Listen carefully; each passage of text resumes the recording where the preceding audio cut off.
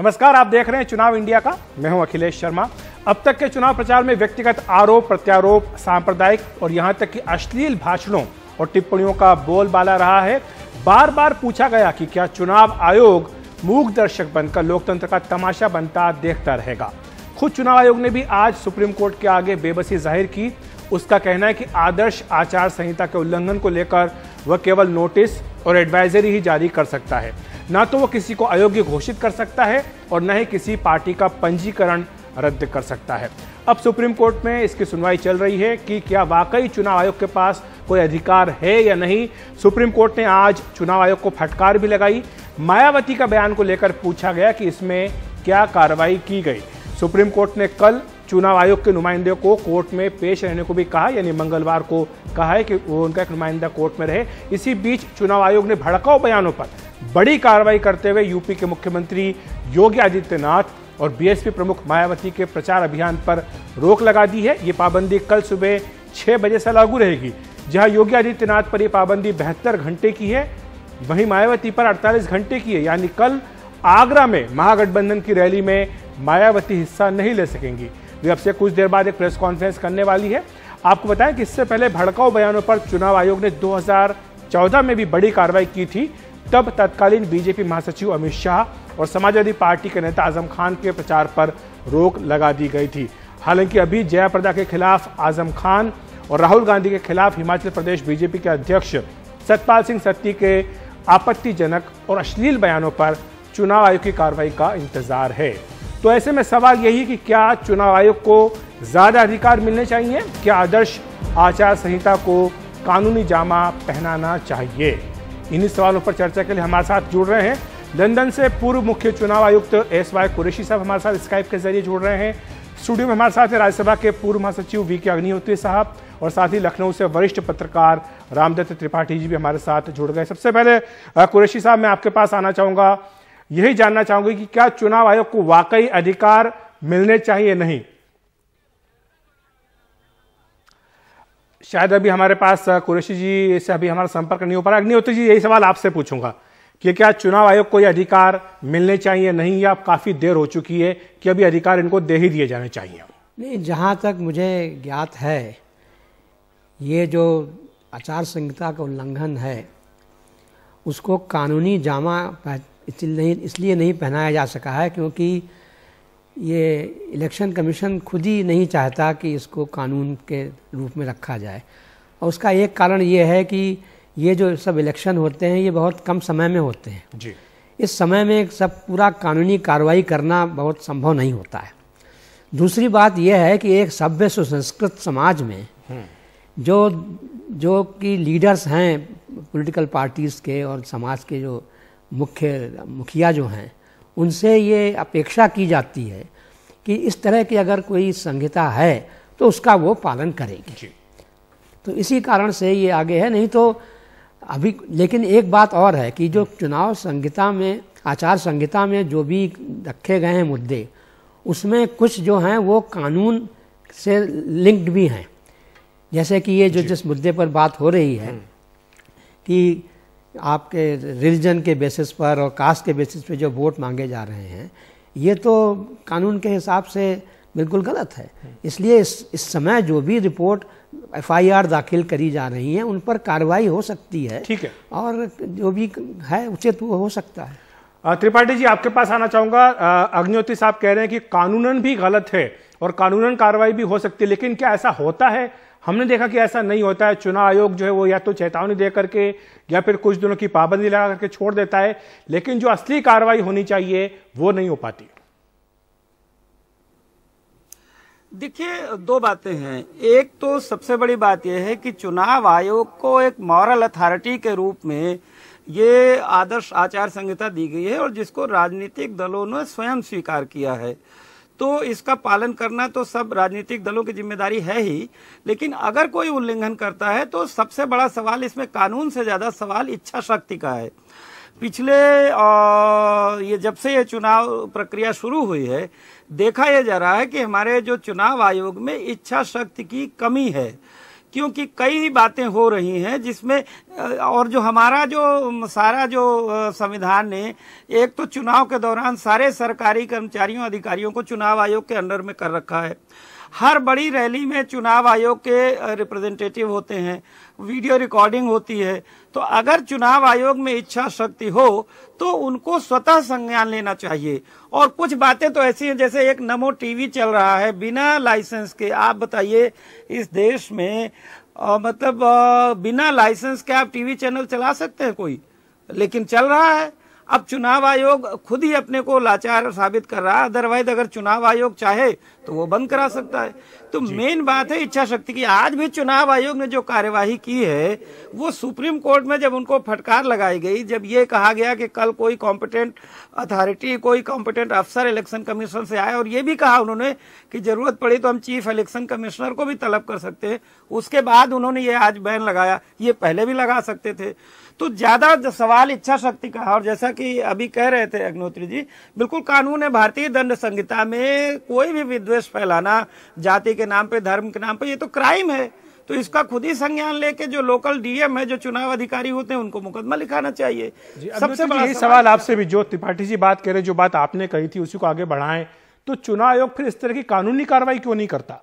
उन्होंने आज supreme court के सामने जाकर हाथ खड़े कर दिए कि हम ना तो हम किसी पार्टी को डीरजिस्टर कर सकते हैं, ना किसी का नामांकन जो उसको रद्द कर सकते हैं। तो फिर आखिर ये अधिकार चुनाव आयोग को कब मिलेंगे? कौन देगा ये अधिकार? नहीं, ऐसा है, जहाँ तक कि मैंने देखा है, चुनाव आयोग जैसा कि कहा जा रहा है संज्ञान ले सकता है, लेकिन संज्ञान लेके वो तो सिर्फ उन्हीं जो अधिकारी हैं जो कि एफआईआर दाखिल कर सकते हैं, जो रजिस्टर कर सकते हैं, उन्हीं के पास जाना पड़ेगा। तो चुनाव आयोग डीएम को बोल सकता है कि आप एफआईआर फाइल करिए, और उसके बाद तो फिर वो चुनावी वो आपकी जो लीगल प्रक्रिया है वो आगे बढ़ेगी। तो इतना तो कर सकते हैं वो, लेकिन इसके आगे क्या होता है वो तो आपको याद होगा अग्निहोत्री जी, जो संसदीय समिति थी उसने खुद भी ये सिफारिश की थी कि जो आदर्श आचार संहिता है, जो कि एक तरह का कहें कंसेंसस डॉक्यूमेंट है सभी पॉलिटिकल पार्टीज का, इसको कानूनी जामा पहनाना चाहिए। उन्होंने अधिकार देने की वकालत की थी। तो फिर चुनाव आयोग, आप तो कह रहे हैं कि ठीक है, वो कहते हैं कि 45 दिनों के भीतर पूरी चुनावी प्रक्रिया को निपटाना चाहिए, इसलिए वो नहीं चाहते कि कानूनी मामलों में फंसकर प्रक्रिया में डिले हो, देरी हो। लेकिन फिर भी कहीं ना कहीं तो एक लक्ष्मण रेखा खींचनी होगी। आप सही कह रहे हैं, पार्लियामेंट्री कमेटी ने रिपोर्ट दी है, लेकिन उसका इम्प्लीमेंटेशन तो, एक्शन तो उस पर इलेक्शन कमीशन को ही लेना होगा, होम मिनिस्ट्री को लेना होगा। तो किसी न किसी को तो उस पर आगे कार्रवाई करनी होगी जी। लेकिन किस तरह के अधिकार चुनाव आयोग को मिलने चाहिए आपके हिसाब से?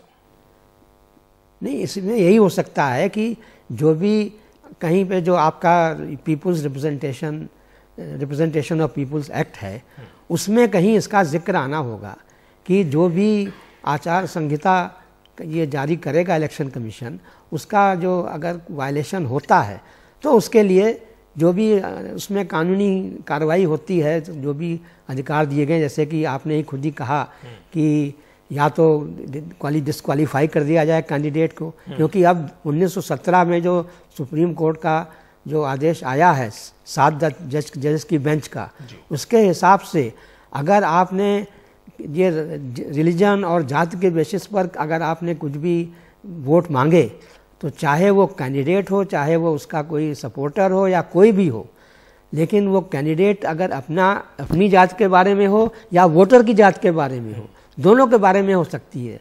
तो अगर उसमें अगर ये रिप्रेजेंटेशन ऑफ पीपुल एक्ट में ये आ जाए कि जो चुनाव ये प्रक्रिया है उसके दौरान अगर इलेक्शन कमीशन आचार संहिता जारी करता है तो उस पर भी एक्शन लिया जा सकता है। ठीक है त्रिपाठी जी, क्या आप सहमत हैं इस बात से कि आरपीए जो है रिप्रेजेंटेशन ऑफ पीपुल्स एक्ट, जनप्रतिनिधित्व कानून, उसमें संशोधन हो सकता है?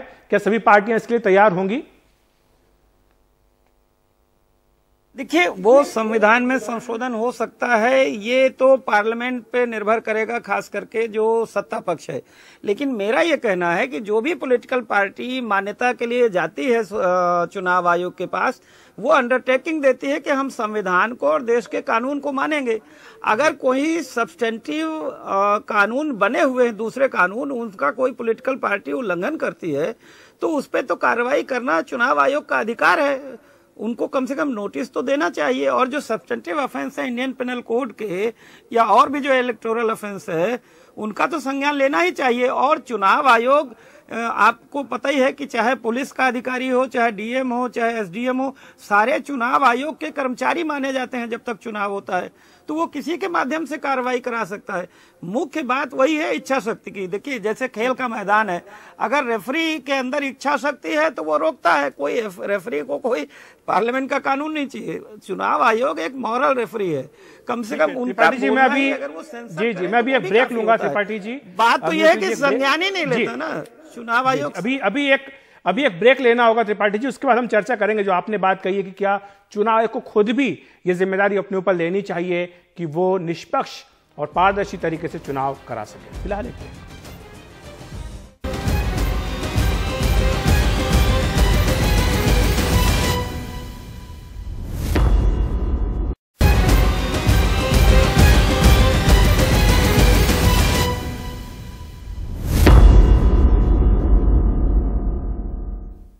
तो आज बात हो रही कि क्या चुनाव आयोग को अधिक अधिकार मिलने चाहिए, ज्यादा अधिकार मिलने चाहिए। अग्निहोत्री जी, लेकिन सवाल ये कि जो मौजूदा अधिकारी हैं क्या उनका चुनाव आयोग ठीक से इस्तेमाल कर पा रहा है? क्योंकि हाल में भी इस पूरे चुनाव में हमने देखा है कि लगातार विपक्षी पार्टियों ने अपनी ओर से यह आरोप लगाया कि चुनाव आयोग जो है वो ठीक से काम नहीं कर रहा है। नहीं, ऐसा है, इसमें दो चीज़ें। एक तो ये इस साल जो हो रहा है उसमें मेरे समझ में तो कुछ नया नहीं हो रहा है। पिछले 10 साल से यही ऐसा ही होता आया है, उसी तरह चल रहा है। लेकिन कुछ उनकी मेरे समझ में यू कैन से कुछ कंस्ट्रेंट्स हैं उनके इन टर्म्स ऑफ इतने छोटे पीरियड पर एक्शन लेना। चुनाव करवाने की प्रक्रिया पर ध्यान दें कि चुनाव ये आचार संहिता के उल्लंघन की प्रक्रिया और जो भी केसेस आ रहे हैं, थाउजेंड्स में केसेस आ रहे हैं, अब उस पर किस वो इतने दिनों में क्या क्या कर सकते हैं। और जिसमें भी कुछ ना कुछ तो उनको, जैसे कि सुप्रीम कोर्ट ने भी कहा कि कम से कम आप उस पर एक रिपोर्ट मंगवाओ। अब रिपोर्ट कहाँ से आएगी? रिपोर्ट तो डिस्ट्रिक्ट से ही आएगी, इलेक्शन ऑफिसर से आएगी। अब वो इलेक्शन ऑफिसर जो है वो चुनाव करवाए कि वो आपके इन सब चीज़ों की इन्वेस्टिगेशन के ऊपर ध्यान ज़्यादा दे। तो ये थोड़ा समस्या तो है उनके साथ। ठीक है त्रिपाठी जी, क्या आप सहमत हैं इस बात से कि उनके कुछ अपनी मजबूरियां चुनाव आयोग की शायद ये भी एक वजह है जिसके चलते उनको आलोचनाओं का शिकार होना पड़ता है?